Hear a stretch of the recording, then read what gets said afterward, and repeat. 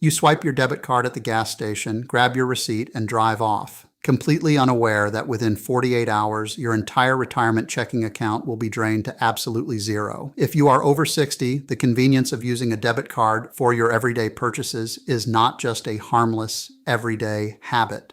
It is a direct, unguarded pipeline for criminals to access your life savings. By the time this video is over, you will know exactly why that little piece of plastic is the single most dangerous item in your wallet, and you will learn the one simple structural banking switch you must make today to build an impenetrable wall around your money. Every single day, hardworking people who have spent decades diligently saving for a peaceful retirement wake up to find their checking accounts entirely empty. I have spent years investigating financial fraud, tracking the devastating and ever-evolving methods that scammers use to target retirees, and guiding people just like you on how to protect their hard-earned wealth from these invisible threats. Today, we are going deep into the mechanics of modern debit card theft. We are going to cover the terrifying difference between how banks handle stolen debit funds versus stolen credit funds, the invisible technology criminals are using right now at your local stores, and the exact step-by-step strategy you must implement immediately to protect yourself. Let us begin with a fundamental flaw in the financial system that most people do not understand until it is far too late. The danger of a debit card does not lie just in the technology of the card itself, but in the legal reality of whose money is actually on the line when you swipe it. When you use a credit card, you are essentially borrowing the bank's money for a short period. If a criminal steals your credit card number and buys $5,000 worth of electronics, they have stolen the bank's money, not yours. You simply dispute the charge, the bank investigates because their own bottom line is affected, and you are protected by the Fair Credit Billing Act, which limits your liability to a maximum of $50. Though in almost all cases of fraud, you pay absolutely nothing. Your actual cash, the money sitting in your checking account to pay your mortgage, your utilities, and your groceries, remains completely untouched and perfectly safe. But when you use a debit card, you are opening a direct live channel straight into your personal checking account. The money that is stolen is your money. It is the cash you need to survive this month. While debit cards are protected by a different law called the Electronic Fund Transfer Act, the reality of how this plays out in your life is a nightmare. If you do not notice and report the fraud within exactly 2 business days of learning about the loss or theft, your legal liability suddenly jumps from $50 to $500. If you miss the fraudulent charges on your statement and fail to report them within 60 days, you could be legally liable for every single penny stolen from your account. Have you ever stopped to think about what happens to your life while the bank conducts its investigation into your stolen debit funds? Let us look at the terrifying cascading effect of a drained checking account. Imagine a criminal clones your debit card on a Friday evening. Over the weekend, they drain $4,000 from your account. Monday morning arrives, your mortgage payment is scheduled to auto-draft. It bounces. Your utility bill auto-drafts. It bounces. A check you wrote to your local contractor clears the bank, but because the funds are gone, it bounces. Now, not only are you out $4,000, but you are being hit with insufficient funds fees for every single bounce transaction. Your credit score takes a massive hit because of the missed mortgage payment.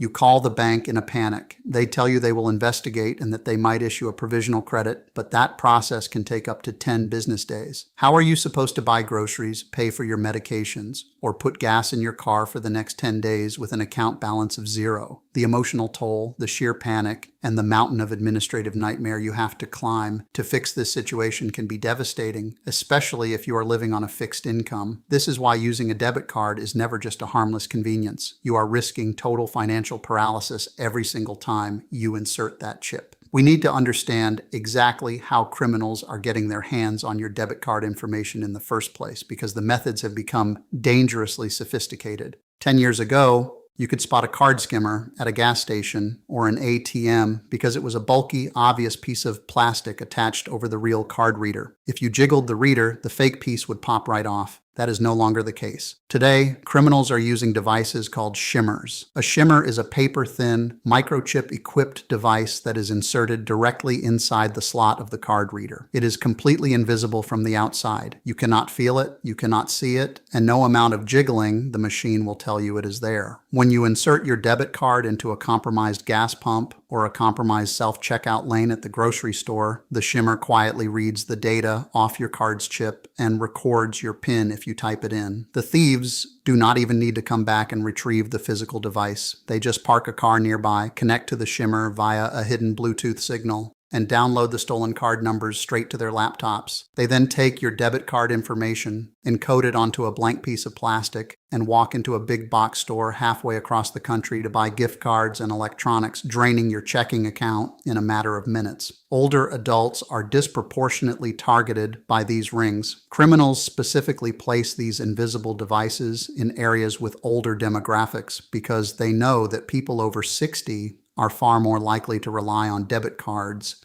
out of a lifelong habit of financial conservatism. According to recent financial security reports, instances of card skimming and shimmering have increased by over 300% in the last few years alone. This technological threat extends far beyond the physical checkout lane. Think about how many places your debit card number is stored online right now. Do you have it saved in your favorite online retail store? Is it linked to your streaming services? Is it saved in your smartphone's digital wallet? Every single time you type your debit card number into a website, you are trusting that company's cybersecurity team to protect your life savings. But data breaches happen every single day. When a retailer is hacked, millions of card numbers are dumped onto the dark web and sold to the highest bidder for just a few dollars each. If the card number you saved on that website is a credit card, you simply cancel it and wait for a new piece of plastic in the mail. But if that number belongs to the debit card linked to your primary checking account, the criminals who buy your data on the dark web now have the keys to your financial kingdom. They will quietly test the card with a tiny $1 purchase to see if it works. And once it goes through, they will empty the account before you even realize a breach has occurred. At this point, you might be thinking you just need to inspect card readers more closely or be more careful about which websites you use. But the truth is, visual inspection and online caution are no longer enough to protect you. In just a few minutes, I am going to reveal a complete structural overhaul for your wallet. It is a strategy called the Firewall Account, and it is the single most counterintuitive but mathematically proven way to guarantee your main savings can never be touched by a scammer, even if they manage to get your card number. But first, we need to uncover the deep psychological traps that make this dangerous debit card habit so incredibly hard to break. Why do so many people over the age of 60 fiercely defend their use of debit cards? It comes down to a deep-seated, deeply responsible aversion to debt. If you grew up learning that credit cards lead to financial ruin, that borrowing money is a trap, and that you should only ever spend the money you actually have in the bank, then a debit card feels like the ultimate tool for financial discipline. A debit card forces you to live within your means. When you swipe a debit card, you know exactly what is leaving your account, and you never have to worry about a surprise credit card bill at the end of the month or paying exorbitant interest rates. You were taught that using a debit card is the financially responsible thing to do. And for decades, you were absolutely right. But the world has changed. The financial rules of the 1990s and early 2000s no longer apply in a world dominated by instantaneous digital theft and sophisticated transnational crime rings. Your financial prudence, your desire to avoid debt and be responsible, has actually been weaponized against you. Criminals know that responsible savers have sizable balances in their checking accounts, and they know that those funds are directly accessible through a debit card. We have to fundamentally reframe how we view the plastic in our wallets. You must stop looking at a credit card as a tool for borrowing money and start looking at it as a defensive shield for your wealth. This brings us to the ultimate solution, the absolute best defense mechanism you can put in place today to ensure your bank account is never emptied by a scammer. It requires changing your daily habits, but the peace of mind it delivers is immeasurable. The solution is twofold, catering both to those who are willing to use a credit card as a shield and to those who absolutely refuse to use credit under any circumstances. Let us start with the first approach, which is transitioning to the credit shield strategy. The goal here is to get the exact same financial discipline of a debit card, but with the legal and financial protections of a credit card. You take your debit card, you walk into your kitchen, and you cut it into pieces. You do not carry it in your purse or your wallet. You do not use it for gas. You do not use it for groceries. And you absolutely do not use it at restaurants where a waiter takes your card out of your sight. Instead, you select one credit card to be your daily driver. You use this credit card for all your everyday purchases. But here is the critical behavioral shift that prevents you from falling into debt. You do not wait until the end of the month to pay the bill. You treat the credit card exactly like a debit card by logging into your banking app every Friday Friday morning and paying the credit card balance down to zero directly from your checking account. By paying the credit card off weekly, you maintain total control over your budget. You are never carrying a balance, you are never paying a single cent in interest, and you are never spending more than you have. But if that credit card gets skimmed at the gas station, or compromised in an online data breach, or stolen from your bag, your actual checking account is completely insulated. The scammers can run up the credit card, but they cannot touch your rent money, your grocery money, or your retirement funds. You simply tap a button on your phone to lock the credit card, report the fraud, and let the bank's massive legal team deal with the fallout while your own money remains perfectly safe and accessible. Now, I understand that for some people, using a credit card is simply not an option. Perhaps you do not want to deal with credit scores, or perhaps you just feel deeply uncomfortable using one. If you absolutely must use a debit card for your daily life, you cannot continue using a debit card that is directly attached to the checking account where your pension, your Social Security, and your main savings reside. You must implement the Firewall Account Strategy. The Firewall Strategy requires you to have two completely separate checking accounts. Let us call them Account A and Account B. Account A is your vault. This is where your Social Security checks are deposited. This is where your pension arrives. This is where the bulk of your cash lives to pay your major bills like your mortgage, your taxes, and your utilities. You must instruct your bank to completely cancel and destroy any debit card associated with Account A. The vault must have no physical plastic tied to it whatsoever. It is severed from the physical world, meaning it is mathematically impossible for a skimmer or a pickpocket to access those funds via a card reader. Account B is your firewall. This is your daily spending account. This account does have a debit card attached to it, and this is the card you carry in your wallet to buy gas, groceries, and coffee. However, you only keep a very small amount of money in Account B at any given time, perhaps $300 or $400, depending on your weekly needs.